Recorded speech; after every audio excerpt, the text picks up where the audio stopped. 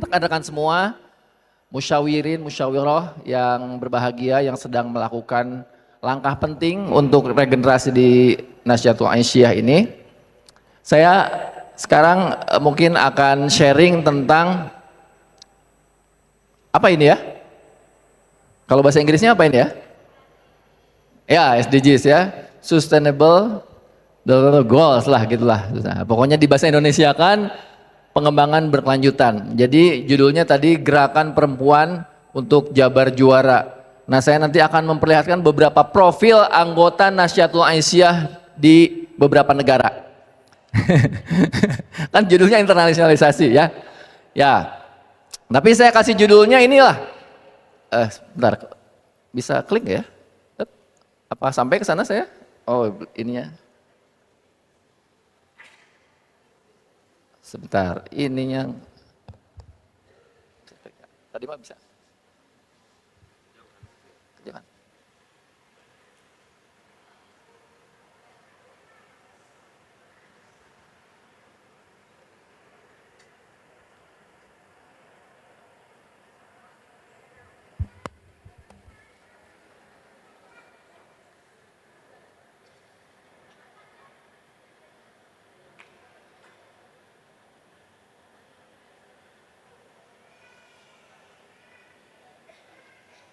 Ya, pakai remote jorowok aja lah, dijorowokin ya.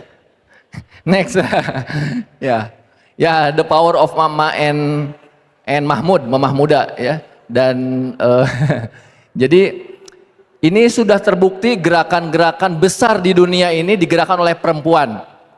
Jadi saya sangat yakin dengan the power ini, power yang sangat besar dari power of Mama ya, mungkin Aisyah, kemudian dan Mamah Muda, Nahdlatul Aisyah dan perempuan muda ya. Pokoknya perempuan itu adalah kekuatan besar dalam berbagai gerakan dunia. Nanti saya akan perlihatkan ya. Salah satunya ini next. Ya. Boleh next? Ya, salah satunya ini ya. Dalam hampir semua konflik di dunia ya, walaupun yang terlihat yang perang itu laki-laki, sebetulnya di belakangnya selalu ada support dari perempuan. Bahkan hari ini terorisme di Indonesia dulu perempuan sebagai supporter, sekarang sebagai aktor. Mungkin ada yang pernah dengar ada 16 satu keluarga besar terdiri ayah, ibu, paman, bibi, seorang pegawai negeri eselon lumayan tinggi dari Batam hijrah ke Syria untuk menjemput khilafah Islamiyah dan meninggalkan negara Republik Indonesia yang dianggap kafir. Itu siapa yang menggerakkan? Ternyata seorang anak perempuan usia 16 tahun ya, itu perempuan bisa mengagitasi saudara-saudaranya ya. Kemudian, nah sekarang termasuk ada bom bunuh diri yang diinisiasi oleh keluarga. Itu dari sisi kekerasan. Tetapi hampir semua gerakan perdamaian itu digerakkan juga oleh perempuan. Ya, banyak sekali contoh-contoh gerakan perdamaian itu dan perang berhenti gara-gara perempuan. Sebagai contoh adalah ini ditulis di berbagai referensi tentang perdamaian. Misalnya perang antar kampung, antar suku di daerah Pantura itu semuanya biasanya laki-laki. Dan itu oleh pemimpin agama, oleh polisi itu susah dihentikan. Tetapi itu hanya dihentikan oleh ibu-ibu yang turun ke jalan membawa semua alat dapur dan dipukul semuanya. Wah, dan selesai gitu. Dan banyak sekali aksi-aksi perempuan ya, non-violent action yang menghentikan kekerasan itu yang menggerakkan adalah perempuan. Banyak sekali. Next. Ya. Tuh, hanya ibu-ibu yang bisa ngobrol di atas motor di tengah jalan. Nggak ada bapak-bapak yang kayak gini. Ini dan nggak ada yang berani menghentikan. Ini the power of Mama ya. Ya, santai pisannya ngobrol. Kalau ada Rasulullah pasti ini pasti ditegur. Suatu hari Rasulullah pernah lihat dua orang yang sedang ngobrol di tengah jalan, masing-masing di atas punggung unta. Dan Rasulullah menegur mereka, wahai fulan, jangan jadikan unta itu sebagai mimbar. Jika kamu mau ngobrol, ngobrol di pinggir jalan, turun dari untanya, biarkan untamu istirahat gitu. Ini juga standarnya kan rusak ya, motornya rusak, jadi biarkan istirahat dong, dikasih beban ini. Ini berapa kilo nih ibu ini ya. Next. Ini ya. Hebat pisannya. Ini teh dari Garut Kota ke Darajat ini. Nanjak jalannya juga berliku, tapi mereka berhasil muntang secara sukses hingga garis finish. hanya perempuan, hanya mama yang bisa gini. Ya, itu nanti bisa di search lah, banyak kehebatan-kehebatan lain ya. Tapi tentu saja ini bukan sesuatu yang menjadi tema kali ini. Yang saya ingin angkat adalah bagaimana perempuan di dunia itu bisa menjawab permasalahan-permasalahan untuk mencapai sustainable goal yang tadi ya, SDGs. Next. Nah, ada satu fenomena yang hari ini mungkin dalam dunia fintech cukup membuka mata. Dan ini buat Muhammadiyah bisa jadi sedikit ketukan kecil ya, atau mungkin bisa jadi refleksi. Kira-kira nih, ini adalah siapa di sini yang tahu, angkat tangannya, Amarta. Angkat tangannya yang tahu Amarta, aplikasi Amarta. Tidak ada yang tahu? Oke. Amarta ini didirikan oleh seorang perempuan muda lulusan Harvard. Dia bisa bekerja di perusahaan-perusahaan multinasional dengan gaji ribuan dolar, tetapi dia memilih untuk membuat platform Amarta ini karena dia melihat banyak ibu-ibu di desa-desa atau bahkan di kota besar, tetapi di daerah-daerah padat yang mereka tidak bankable. Mau kredit nggak bisa karena tidak punya jaminan, mau mulai usaha tidak mampu karena tidak punya modal, tetapi tidak bisa menghidupi keluarga karena suami-suaminya tidak bekerja. Nah, oleh karena itu si pendiri Amarta ini akhirnya nyoba ngasih modal untuk tukang nasi kuning gitu ya. Kemudian ternyata dari ibu-ibu yang dikasih modal itu ternyata 99% dibalikin. Dan dia nyoba juga ke laki-laki, ternyata 99% nggak ngebalikin. Karena kalau ibu-ibu mah pasti buat modal, kalau bapak-bapak mah buat ngaroko, buat nggak balik lagi. Ternyata ibu-ibu. Oleh itu perbesar modalnya, dan hingga sekarang sudah 1,89 triliun dan membantu 257 ribu ibu-ibu. Nah, saya pernah nyoba, kalau mau bantu ibu-ibu ini, kita harus masukkan dananya ke Amarta ini sekitar 3-4 juta rupiah. Bisa membantu nanti milih ibu yang mana yang akan kita bantu. Tapi kalau sekarang bisa sistemnya udunan. Mungkin 3 juta terlalu besar, cari aja 30 orang masing-masing 100 ribu, 30 orang bisa bantu satu ibu. Dan kita bisa memonitor tiap hari bagaimana dia usaha dan mengembalikan uangnya secara online. Nah, dan di sana juga ada pendamping ibu-ibunya. Sebetulnya ini niru sebuah sistem yang namanya kifa.org yang dibuat oleh mantan pekerja Google, yang dia membuat mirip seperti ini dan dia membantu ibu-ibu di berbagai belahan dunia dari Palestina hingga Pakistan. Saya pernah menginvestasikan $20 untuk membantu ibu-ibu di Palestina. Ternyata 6 bulan kemudian dibalikin dan ada lebihnya. Saya bantu lagi ibu-ibu di Pakistan. Kapan lagi ya bisa ngebantu ibu-ibu yang ngawarung di Palestina sama ngawarung di Pakistan?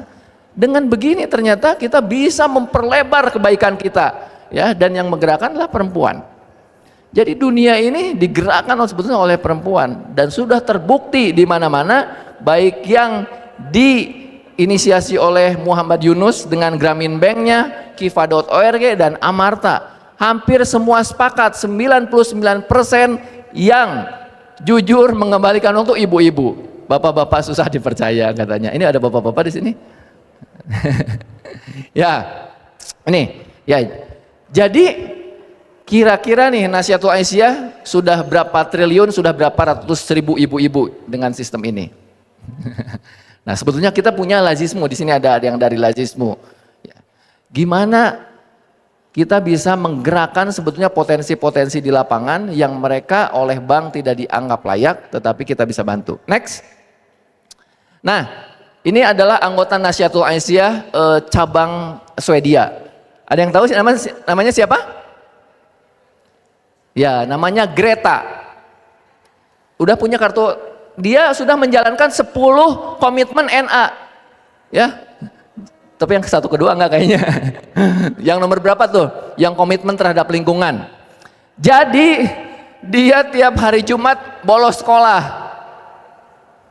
Yang lain sekolah, dia bolos sekolah. Dia berdiri di depan kantor parlemen dengan membawa poster. 1 minggu, 2 minggu, 1 bulan, 2 bulan, bertahun-tahun dia terus gitu. Asalnya nggak ada yang merhatiin, tetapi akhirnya teman-temannya ikut, kemudian orang-orang ikut.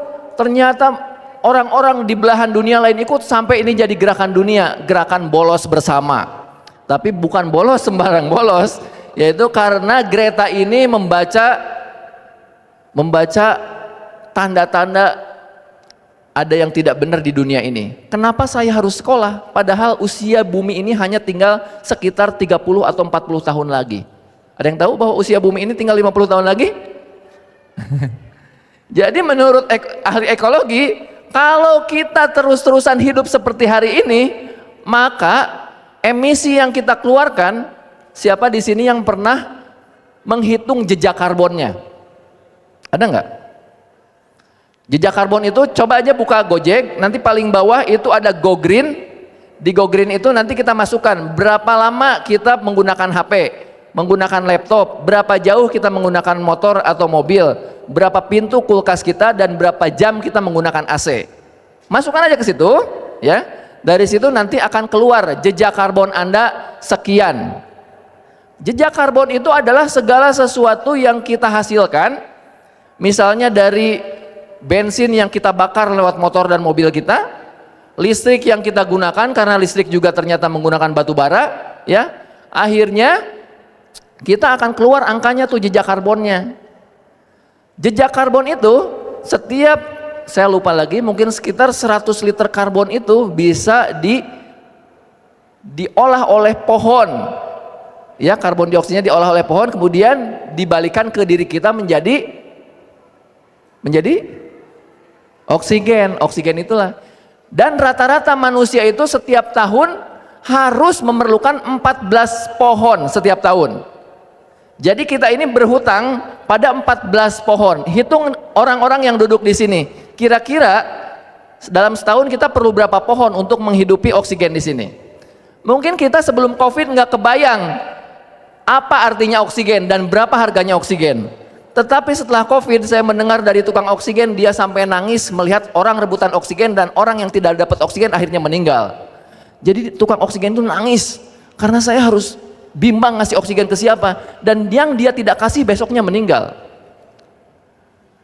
Sekarang kita merasa baik-baik saja dengan oksigen, tetapi sebetulnya yang kita hirup sekarang itu setiap tahun itu disuplai oleh 14 pohon.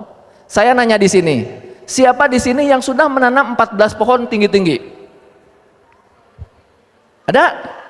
Jadi pohon siapa yang memberi oksigen pada kita?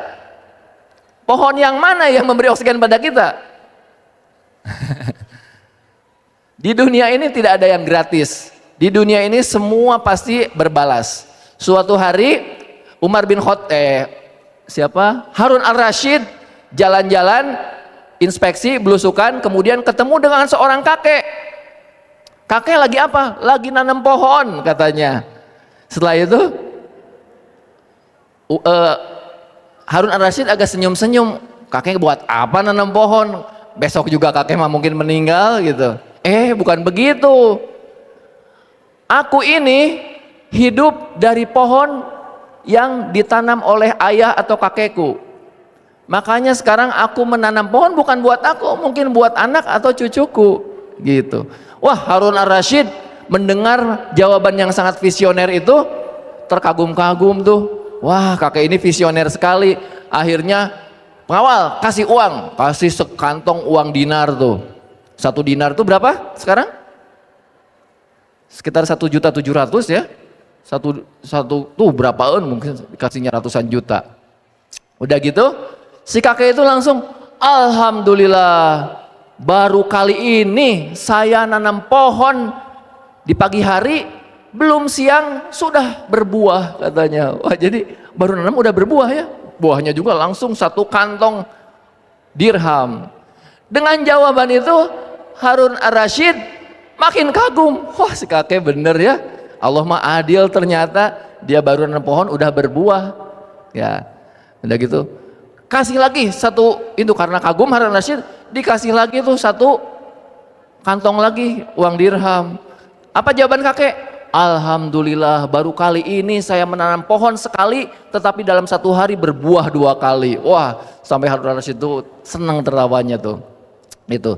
Jadi sebetulnya kita ini harusnya membalas apa yang dilakukan oleh orang-orang sebelum kita dengan nanam pohon. Nah, makanya saya ngasih saran nih buat Nasyatul Aisyah nih, buat pimpinan pusat atau mungkin pimpinan wilayah, harus ada gerakan nanam pohon.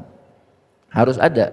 Bukan soan, bukan keren-kerenan, cinta lingkungan, bukan. Ini mah sebuah kewajiban. Hutang kita yang kita harus bayar. Ya, kita harus bayar ini, ya. Nah, kata si Greta ini, you are never too small to make a difference. Kita ini nggak pernah dianggap kecil, nggak ada sesuatu yang kecil untuk membuat sebuah perubahan. Jadi nggak ada yang kecil untuk membuat sebuah perubahan. Kalau terus kata Dalai Lama ya, kalau kita menganggap kecil sebuah perubahan, coba tinggal di sebuah tenda dan di situ ada seekor nyamuk. Sok. Nyamuk kan kecil, coba gimana rasanya? Nyamuk, tapi pasti kita nggak bisa tidur gara-gara hiji nyamuk gitu. Itulah, jadi jangan anggap kecil hal kecil. Hal kecil itu bisa ngeganggu dan bisa berarti ya. Next. Nah, kemarin saya di pesantren baru menggerakkan 20 ibu-ibu untuk menjadi desa, kalau di Garut itu namanya Kangraling, Kampung Ramah Lingkungan. Dan ternyata ngajak bapak-bapak mah susah, tapi ngajak ibu-ibu mah dan remaja putri itu cepet, gercep sekali mereka, ya. Dan mereka mulai sekarang udah memilah sampah. Saya pengen nanya di sini, siapa yang di rumahnya sudah memilah sampah? Angkat tangannya. Tuh 2, 3, 4, mungkin kurang dari 10%, ya. Lihat, perhatikan kata-kata saya, dalam 6 bulan ke depan Bandung akan mengalami seperti yang dialami Tangerang hari ini. Di mana-mana sampah, Bandung lautan sampah. Karena di TPA-nya itu sudah nggak bisa nampung sampah lagi. Sekarang pemerintah kota lagi negosiasi mencari tempat sampah lagi. Dan sistem sampah di Indonesia itu landfill. Pokoknya mah ayah lapang ditumpuk gitu. Saya saja di rumah sekarang sudah memilah sampah, ternyata dalam 1 hari itu banyak. Tapi saya kerjasama dengan tukang pulung, udah saya pisahin, dus, dan itu dia tinggal ngambil. Plastik dia tinggal ngambil, tinggal yang organik kita bikin kompos. Ya. Nah, jadi ini adalah tanggung jawab kita. Tidak usah bicara sesuatu yang sangat besar, tetapi sesuatu yang kecil akibatnya akan sangat besar. Ledakan terbesar kedua di dunia sampah itu adalah di Lewi Gajah. Ya, itu tingkat dunia nomor 2 ledakan terbesar. Dan ledakan-ledakan berikutnya mungkin akan terjadi kalau kita merasa bahwa sampah sudah selesai dibawa ke tukang sampah. Padahal sekarang tidak selesai.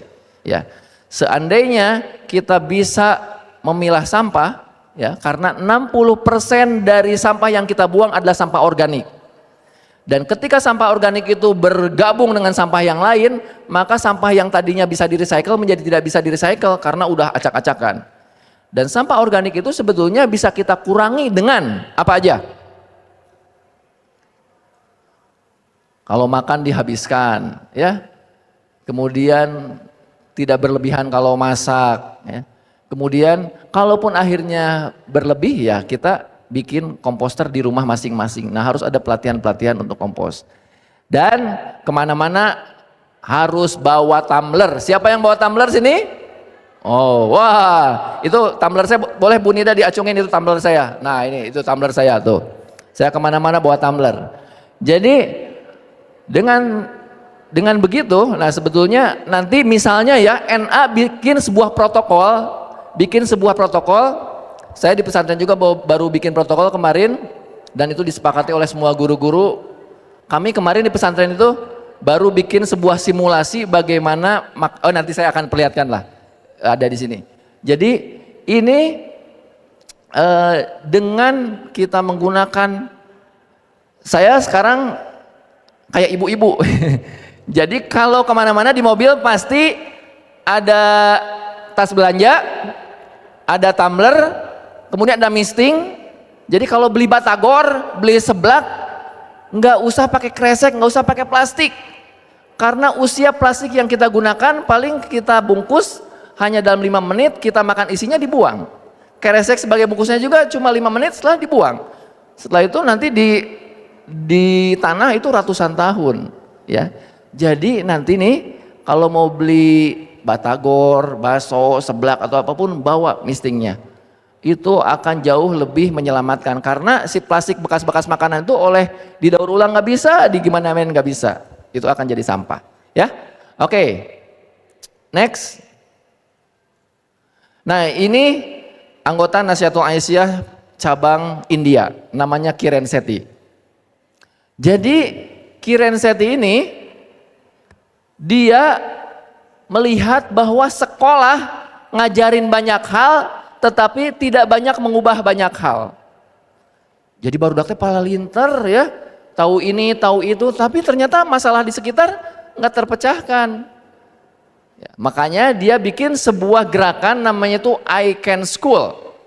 I Can School itu dia sebetulnya orang industri yang ahli bikin produk kreatif menggunakan yang namanya design thinking, cara berpikir dengan desain.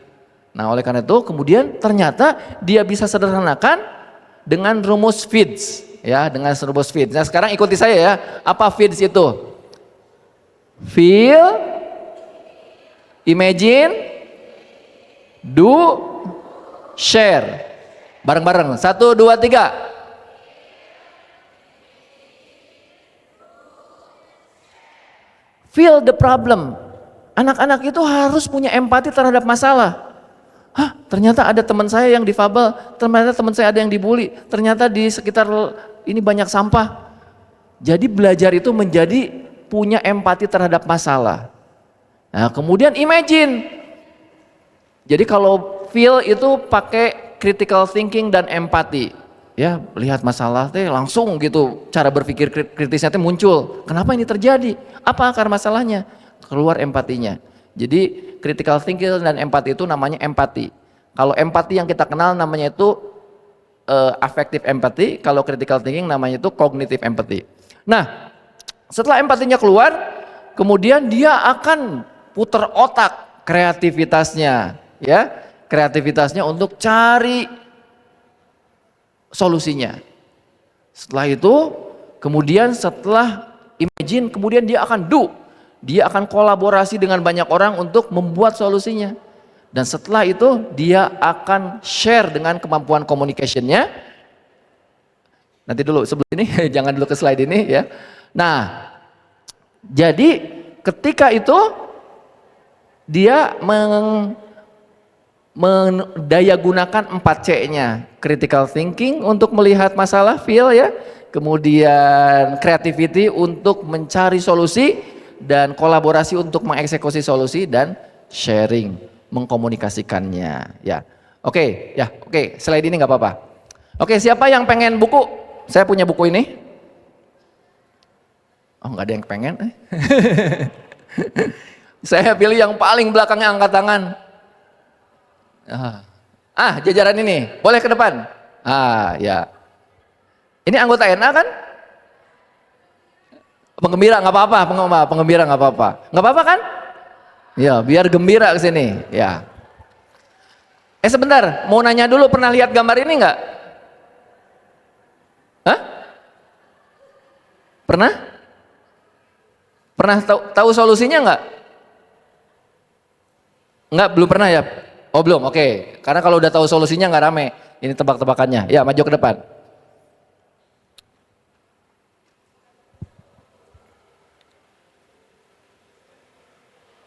Ini buku saya judulnya Kitab Sakit Hati buat orang-orang yang hatinya sakit ya.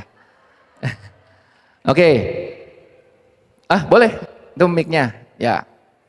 Nah, tadi feeds itu apa? Feeds? Ah, belum nyala. Cek. Coba cek lagi.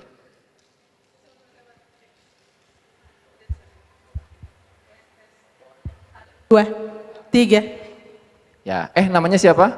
Hani Teh Hani dari Singaparna, Singapura. Tasikmalaya. Singapura. Oh, jauh ya. Demi untuk menggembirakan. Oh, sebelah sini katanya, sebelah sini. Ya. Oke, tepuk tangan dong buat Teh Hani. Ya. Ingat tadi feeds itu apa aja? Merasakan perasaan. Feel, ya. terus Feel, I-nya? imagine. Imagine. Imagine itu apa? Memikirkan, mencari Solusi ya. Do, membuat solusi, share, membagikan inspirasi solusinya ya. Nah sekarang terapkan feeds pada ini nih. Jadi ada ibu-ibu di Afrika, nggak tahu di Afrika, nggak tahu di India nih. Mereka itu berjalan 7 km hanya untuk membawa air segini. Ya. Kira-kira nih kalau merasakan masalah ini, imagine-nya apa? Solusinya apa?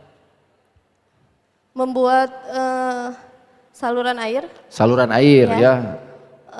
Agar tidak terlalu jauh. Ya. Terus? Oh bisa ke sana kita ngelihatnya juga, nggak usah ke belakang itu ada. Ya. Agar tidak terlalu jauh. Ya membuat saluran air, membuat sumur-sumur terdekat. Sumur terdekat. Oke. Saya kasih tahu bahwa pernah bikin saluran air itu susah karena mata airnya ada di bawah, sementara desanya di atas. Karena kalau di gurun itu mata air itu kan ada di oase. Jadi oase itu adalah kumpulan air dari berbagai tempat tinggi akhirnya berkumpul menjadi kolam kecil, itu oase. Jadi pasti lebih rendah. Gitu. Gimana? Jadi nggak bisa tuh kalau saluran air. Sumur. Ya, sumur. Oke. Sumur itu di sana curah hujannya sedikit banget, jadi air tanah itu kecil. Kalau ngegali itu mungkin harus ratusan meter dan ngegali sumurnya mahal. Ya, oke. Terus lagi, jangan percaya pada ide pertama, kedua, ketiga, keempat, karena biasanya ide itu yang dipikirkan banyak orang. Ya, itulah ilmu kreativitas mencari solusi. Biasanya solusi ke-12 itu yang akan jadi orang nggak pikirkan dan ternyata solusinya simple dan sederhana. Boleh? Baru 2? Atau call friend boleh lah, tanya ke siapa? Ada yang mau bantu call friend? Siapa, ada teman di sini? Sok jorowokeun atuh. Nanam pohon. Nanam pohon katanya. Ya nanam pohonnya sekarang, nanti airnya ya insya Allah lah 5 tahun, 7 tahun lagi lah ya. Kaburu. Ya. Apalagi jorowokin atau sok? Pindah tempat. Yang tinggal di Bale Endah, Dayakolot yang setiap tahun banjir dulu, kekeh didinya dipindahin teh nggak mau. Ya. Jadi tidak mudah memindahkan orang yang sudah mager itu. Ya. Apalagi sok dari sana jorowokin? Bikin penampungan air, apa yang ditampung? Air hujan.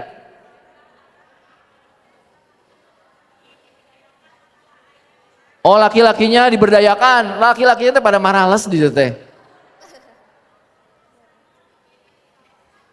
Bikin apa? Air galon. Isi ulang maksudnya, itu kaci biru. Air galon ya, oke. Oke. Atur nuhun Teh Hani ya, sudah berusaha ya. Oke. Tidak mudah ya cari solusi teh. Ini adalah sayembara beneran di dunia untuk mencari solusi yang dialami masalahnya oleh ibu-ibu ini. Ini beneran masalahnya ya. Dan hampir banyak orang jawabannya sama dengan yang barusan. Itulah dalam ilmu kreativitas, common sense. Cara berpikir yang sama dari kebanyakan orang.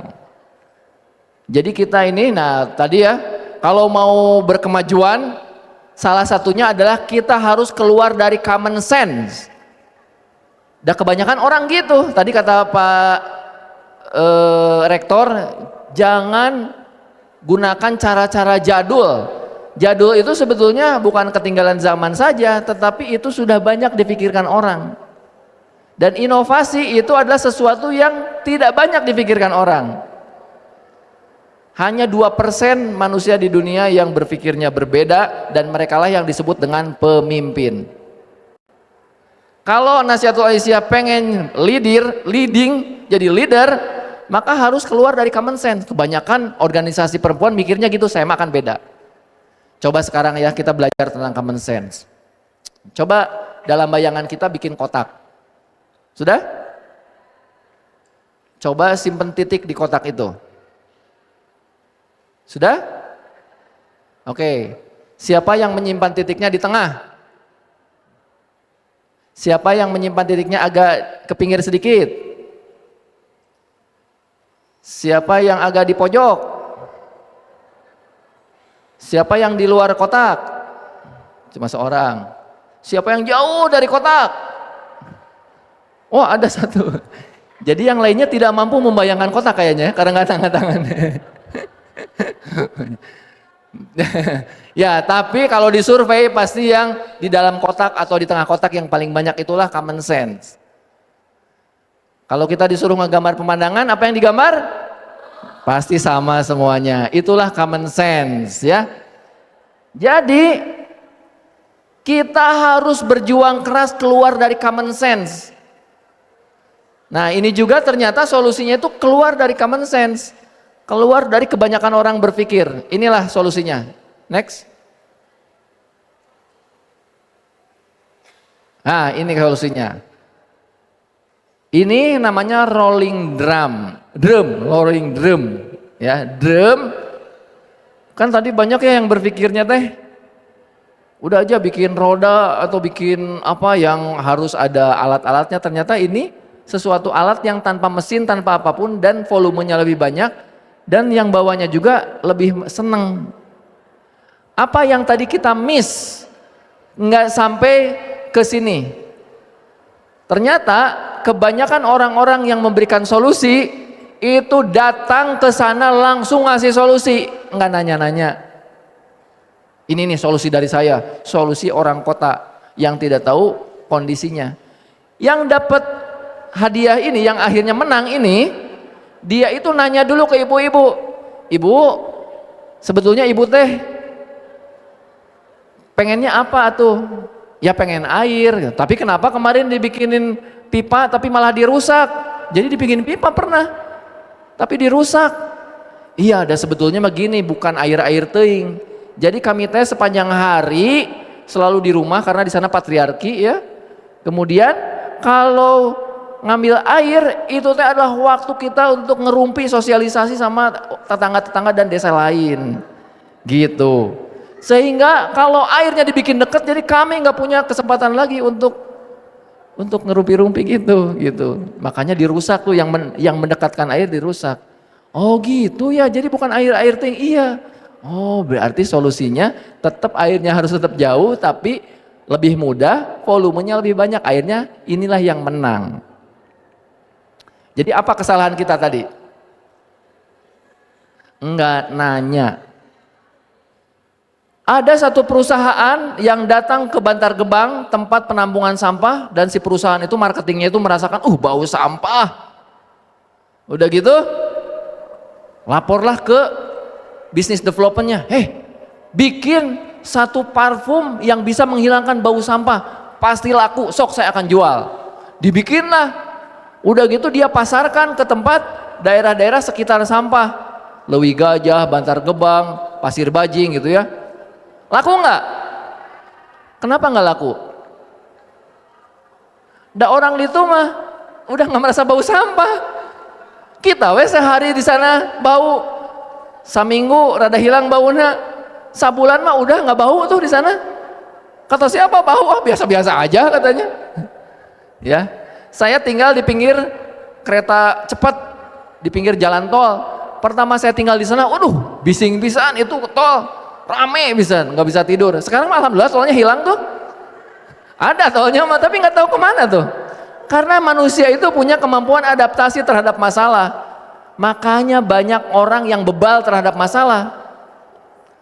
Jadi ada sebuah cerita, ini cerita dari seorang biksu, ya. Kalau di Buddha itu kan percaya ada reinkarnasi.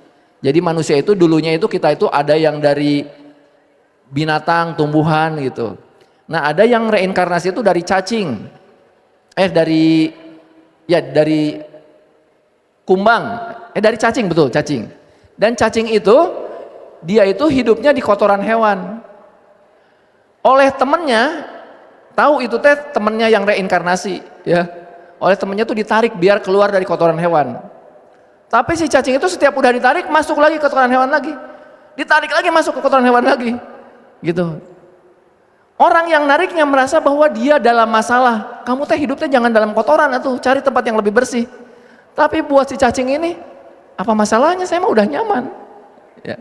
Jadi kadang-kadang kita ini ada dalam sebuah masalah tapi kita tidak tahu bahwa itu masalah. Ketika orang lain menarik kita untuk keluar dari masalah, kita teh kekeh di masalah. Jadi orang-orang yang galau itu seolah-olah menikmati kegalauannya dan merasa menjadi orang paling malang sedunia. Mau dikasih konseling apapun, udah susah. Karena dia memang tidak punya keinginan untuk keluar dari masalah. Dan dia sudah tidak bisa mengidentifikasi masalahnya. Dia menganggap bahwa sekitarnya bukan masalah. Nah, termasuk kalau lingkaran pertemanan kita toksik, kita tuh nyaman di situ. Padahal harusnya kita menarik diri dari sana agar kita tahu bahwa sebetulnya itu masalah. Karena kalau kita dalam masalah, kita nggak pernah tahu bahwa kita dalam masalah. Ya, oke, next. Nah, inilah yang disebut dengan design thinking. Coba nanti Nasyatul Aisyah setelah ini kan bakal raker ya, bikin program kerja. Nah, gunakan cara yang berbeda dalam menentukan program kerja. Gunakan metode design thinking. Nanti search aja design thinking itu apa, di Unpad ada seorang dosen ahli design thinking. Dia membantu perusahaan, organisasi, apapun untuk membuat program dengan design thinking. Karena dengan program design thinking ini, kita memulainya dari empati dulu. Ya, empathize. Apa ya yang masalah yang terjadi? Jadi tidak fokus pada masalah-masalah internal, tapi dia melihat masalah di luar itu apa, kemudian dia define, mendefinisikan masalahnya apa, kemudian nanti baru beride. Kalau tadi kita langsung beride ya, langsung bikin ide, seolah-olah ide itu bagus, padahal kita tidak berempati dulu, tidak mendefinisikan masalahnya. Oh, masalahnya itu ternyata si ibu-ibu teh pengen air dan pengen sosialisasi. Kemudian nanti baru bikin prototipenya. Kayaknya program ini divisinya di sini apa aja ya idenya? Sama aja kan kayak IPM, beda? Hampir sama lah ya. Ya, ada advokasi, ada seni budaya, ada kewirausahaan mungkin. Ya, jadi prototipe ya. Kemudian setelah itu diuji coba. Kalau gagal, kalau nggak berhasil ya nanti kan ada pleno lagi, perbaiki lagi. Jadi kalau dulu saya di perusahaan itu bikin bisnis plan untuk 3 tahun ke depan. Sekarang jadi 1 tahun ke depan. Terus sekarang lagi semakin kesini bikin bisnis plan itu hanya untuk 3 bulan. Karena dunia begitu cepat berubah dan rencana kita menjadi tidak relevan. Jadi nanti harus terus direvisi program-program yang nanti setelah, udah ya mau kerwilnya kemarin. Tapi setelah ini kan nanti ada ya perancangan program. Nah ya, jadi nanti pakai design thinking ini. Coba menggunakan ini. Jadi nanti mungkin Nasyatul Aisyah salah satu organisasi perempuan di Indonesia yang pertama menggunakan design thinking untuk perumusan programnya. Nanti akan lebih tajam. Next. Ya, nah ini salah satunya ada sebuah program yang mungkin bisa dijadikan benchmark ya. Saya dengan Ashoka itu kita lagi bikin program namanya itu Keluarga Pembaharu. Kebetulan saya adalah Ashoka Fellows. Ashoka itu seperti Kiran Sethi tadi di India dan di Indonesia itu ada 300 Ashoka Fellows. Ashoka Fellows itu orang-orang yang fokus pada perubahan sosial. Pendirinya adalah Bill Drayton dari Amerika. Nah, dulu jadi dari 3.000 orang di dunia yang bergabung dengan Asia Fellow, ternyata ketika disurvei, mereka itu memulai inisiatif sosialnya ketika mereka masih usia muda. Ada yang SMA, ada yang kuliah gitu. Nah oleh karena itu, di dalam gerakan perubahan sosial ini sekarang menjadi meyakini bahwa kita harus menciptakan sekolah pembaharu dan keluarga pembaharu. Nah mungkin keluarga ini yang relevan. Jadi sekarang orang tuanya pembaharu, anaknya juga harus jadi pembaharu ya. Kebetulan anak saya yang kelas 1 SMA kemarin baru ikut Asoka Young Changemaker dengan proyeknya tentang diet gadget dan ngajak anak-anak main ke lingkungan ya. Itu kemarin terpilih juga jadi Asoka Young Changemaker. Jadi apa yang, ya boleh tepuk tangan ya. Jadi saya ingin jangan ngajarin orang lain terus atuh. Coba anak sendiri bisa enggak gitu. Jadi tadi kan Nasyidul Aisyah itu harus mewakafkan waktunya untuk nasionalisasi 1 jam ya. 1 jam seminggu. Tapi juga harus mewakafkan untuk menciptakan kader-kader dari rumah. Ya. Kader-kader coba. Karena sekarang kalau disurvei banyak sekali keluarga-keluarga Muhammadiyah yang akhirnya tidak aktif lagi di Muhammadiyah. Lihat ibunya di Nasyidul Aisyah ternyata anaknya enggak gitu. Ya, betul enggak? Ya. Nah ini pertanda kenapa? Apakah kelihatan nggak keren? Ibu saya nggak keren ya, atau kakak saya nggak keren. Saya mau cari yang lain aja. Apakah begitu? Ya. Nah jadi gimana nih di rumah-rumah adiknya, putrinya, putranya di Nasyidul Aisyah itu bisa menciptakan juga kader-kader yang punya 10 komitmen tadi. Ini kasih tahu ini waktunya udah habis belum? Ini nggak ada ini ya? Siapa timernya? Kasih tahu ya. Next. Ini ada 90 slide lagi soalnya. Nah, ini adalah anggota Nasyidul Aisyah cabang Pakistan yang sekarang sudah pindah menjadi di cabang di London, ya. Siapa namanya? Malala. Bayangin ya. Di Pakistan itu kalau ada perempuan ngajar ngaji sama Taliban itu diserang dan bahkan sampai ditembak seperti yang dialami oleh Malala. Alhamdulillah orang mah di sini nggak ada yang nggak dengar ada ibu-ibu guru ngaji ditembak gitu, nggak ada kan? Di sana mah ditembak ini sampai dia terluka dan akhirnya dibawa ke Inggris dan dia menjadi terkenal. Dan ketika ditelusuri ternyata Malala ini memang seorang aktivis pendidikan. Dia mengatakan bahwa kekerasan di negaranya yaitu kelompok Taliban yang mendiskreditkan perempuan dia anggap sebagai ekstremisme dan terorisme. Ekstremis dan teroris mungkin bisa dikalahkan oleh senjata. Tetapi faham terorisme dan ekstremisme hanya bisa dikalahkan oleh pendidikan. Karena orang-orang yang berpaham ekstrim tersebut dengan mengatasnamakan Islam sebetulnya salah membaca Al-Quran, salah memaknai Al-Quran. Jadi harus pakai pendidikan. Nah oleh karena itu Malala ini ngajarin anak-anak. Setiap mau ngajar dicegah, wah diintimidasi dan pada puncaknya dia ditembak di kepalanya sampai pelurunya bersarang di beberapa di kepala dan di badannya. Karena tidak ada yang berani menolong di Pakistan, akhirnya masyarakat sedunia bikin petisi dan akhirnya dari Inggris diturunkan pertolongan langsung dan dibawa ke Inggris dan diobatin di sana dan akhirnya sembuh. Dan setelah sembuh dia diberi kesempatan untuk bicara di sidang PBB dan suaranya begitu didengar ya, dan kata dia ketika dunia ini terdiam karena takut ya, bahkan suara seorang anak perempuannya waktu dia usianya sekitar 12 tahunan 13 tahunan ternyata bisa didengar. Jadi jangan anggap enteng suara kita. Malala itu dulu bukan siapa-siapa, tetapi karena keberaniannya bersuara dan bertindak akhirnya dia didengar menjadi sangat powerful dan menggerakkan banyak orang ya. Nah jadi jangan menganggap enteng suara kita ya. Next lagi. Oke.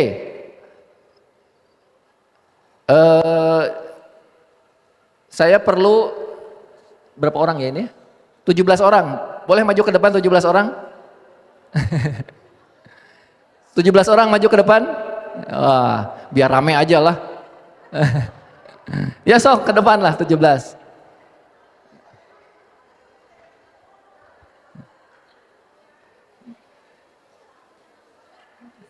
Dihitung 17, 1, 2, 3, 4, 5, 6,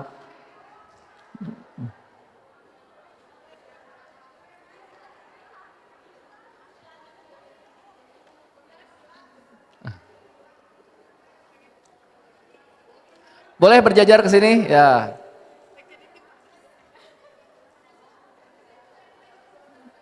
Sudah? 17 pas?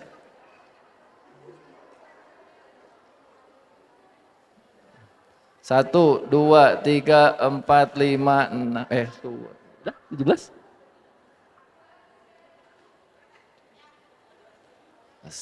Ya, paduan suara, 3 lagi, ya. Geser ibu ke sana, geser ke sana, ya. Biar ngerasain naik panggung. Ya. Dipangmotokeun cenah pangmotokeun. Oke, 1, 2, 3, 6, 9, 17 pas. Nah sekarang, aduh, nih, hati-hati. Kemudian saya perlu 4 orang lagi. 4 orang lagi. Silakan, 4 orang lagi. Sok, 4 orang lagi. Ya, dari sini, boleh, lewat sana. Seorang lagi. Ya. Ya, 4. Mangga. Nah, tapi agak berpisah di sini ya. Tadi mic-nya mana ya? Oh, ini. Ah, ini ada. Ya. Oke. Ini ngomongin tentang Malala tadi ya. Oke, Ibu di sini, Teteh di sini ya. Cek. Oke. Di sini berpisah ini 1, 3, 17. Oke? Ibu adalah seorang permaisuri yang kaya raya, punya 3 orang anak. Ya. 3 orang anak. Dan punya 17 ekor sapi. Nggak tahu kesini mau jadi sapi. Mana suaranya sapinya? Oke, alhamdulillah ini yang selamat dari kurban kemarin. Oke, nah, Ibu usianya sudah senja dan beberapa hari lagi akan meninggal. Ya, oleh karena itu beramanat kepada 3 orang anaknya untuk membagi secara adil 17 ekor sapi ini. Oke, ya. Tapi amanatnya buat anak yang pertama itu adalah 1/2. Untuk anak yang kedua 1/3. Untuk anak yang ketiga 1/9. Oke? Ya? Aduh katingali belat data matematika. Matematikana kapungkur sabaraha? Oke. Ya. Oke. Nah, sekarang silahkan kasih amanat ke anaknya, kemudian bagaimana cara membaginya. Silakan Bu. Ngasih amanat dulu atuh. Wahai anakku gitu atuh. Wahai anakku yang tercinta. Mak teh gaduh sapi 17. Kamari tos pajeng di kurban. Alhamdulillah ayeuna aya 17 keneh. Bilih emak teh enjing pageto. Dipanggil ku Allahnya, budak. Nitip. Oh amin sih. Ada yang ngaminin itu. Ulah atuh. Nitip sapi teh sing diurus sing rendut malahannya anu cikal 1/2. Ayeuna neneng budak emak anu kadua 1/3. Ayeuna denok budak emak anu katilu bungsu teh nya noknya 1,8. 1/9 bukan 1,9. 1,8. Ya. Ya. Oke. Itu amanatnya. Sekarang silakan berunding kira-kira kumaha cara ngabagina, tapi syaratnya tidak boleh disembelih, tidak boleh dijual, harus utuh. Ya, sok. Kumaha coba ngobrol. Pembilang penyebutnya sok. Aya nu nganggo kalkulator di dieu, sapi kayak tiasa nganggo kalkulatornya.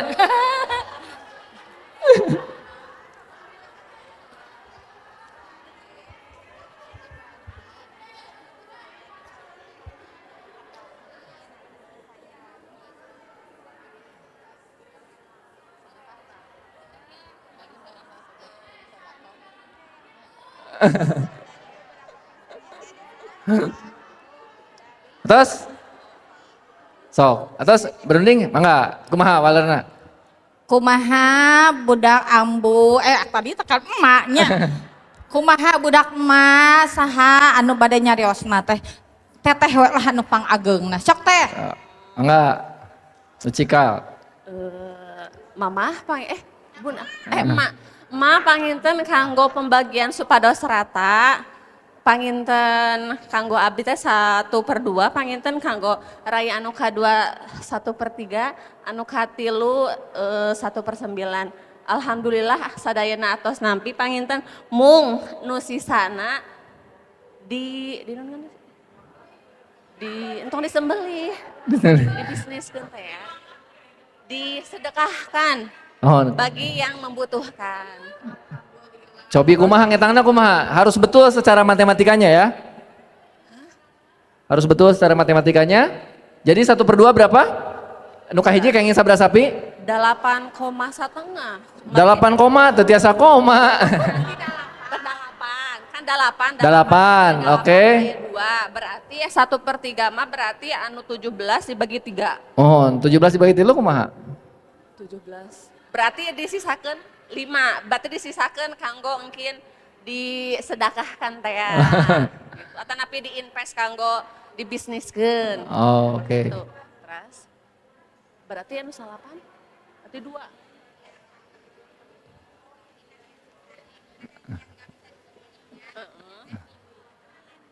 Mangga, sok. Jadi gimana? Oke, jadi pembagiannya sapi-sapinya dibagiin dengan bilangan bulat, tapi yang sisanya yang gak bisa disembelih itu bisa digunakan buat kegiatan sedekah atau Berapa? Jadi berapa? Yang satu orang kebagian 8, yang satu orang kebagian 5, dan 5, yang 13. Terus anak bungsu kebagian 1. 1 13 sama berarti 14. Ya. Sisanya yang 3. Tiganya Ya. di Apakah 8 itu setengah dari 17? Bukan ya.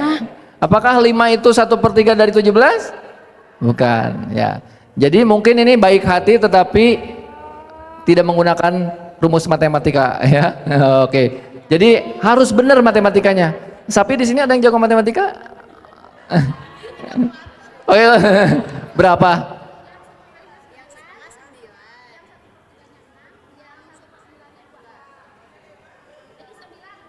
Jumlahnya? Tapi kan dari mana itu 1/9 kan per 17? Itu dari mana? Itu dari mana? Ya tapi kan sapinya ada 17. Ya jadinya gimana? Ya? Iya, iya tapi harus benar cara ngitung ininya. Udah hampir benar sih. Ya boleh, kayaknya tahu. Yuk boleh ke depan. Kayaknya tahu ini jawabannya. Di Bujeng Enggalna.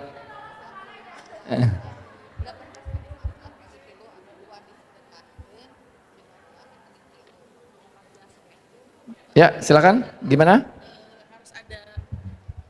Harus ada orang baik satu Ya. dari keluarga yang minjemin sapi supaya jadi 18. Dari mana sapinya? Mungkin bisa panggil sapi satu. Saya aja boleh. Ya oke ini. Ya oke. Makanya bentar dulu masih koma.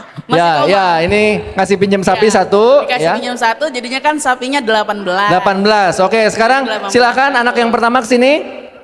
Oke anak yang pertama. Oh dari sana. Mungkin dari sana. Jadi sekarang sudah 18. Sekarang ambil setengah. Setengah berarti berapa dari 18? Coba hitung. 1, 2, 3, 4, 5, 6, 7, 8, 9. Oke, ke sini. Ya. Anak yang kedua Yang kedua berapa? Sepertiga. 1/3 dari 18? 6. 6. Boleh hitung?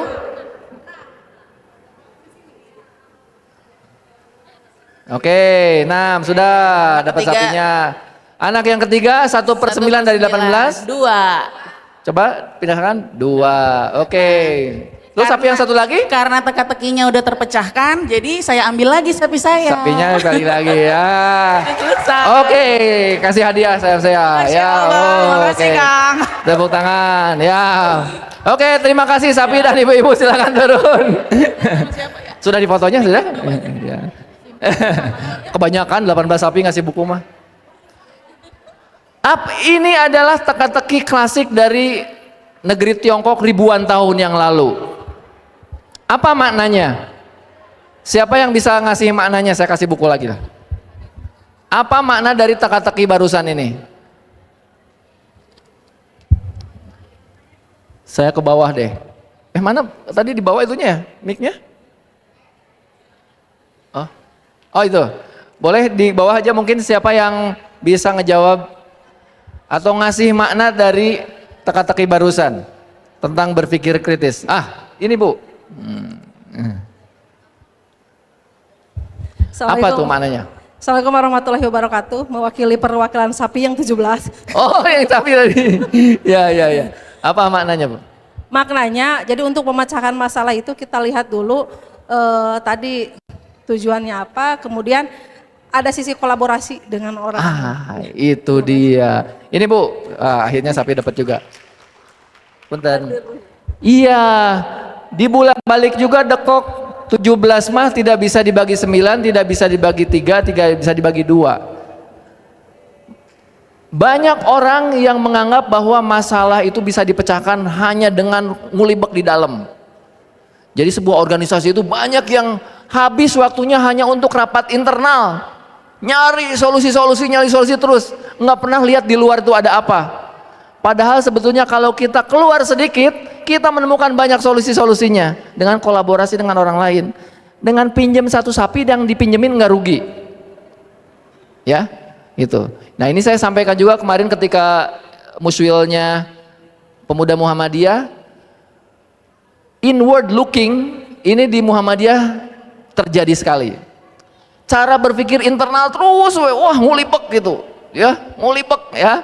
Padahal sebetulnya kalau kita outward looking, lihat keluar aja sedikit, ternyata banyak kita bisa belanja ide dan banyak solusi yang bisa kita pinjam tanpa merugikan orang lain. Ya. Dan ketika kita melihat orang lain maju, ya, kita akan merasa bahwa itu adalah peluang kita kolaborasi dan ikut maju. Tidak merasa tersaingi. Karena kalau kita merasa tersaingi, maka cara berpikir kita itu adalah berpikir competitive mindset. Cara berpikir kompetisi, setiap kemajuan dianggap persaingan. Padahal kalau yang tadi itu kolaboratif mindset.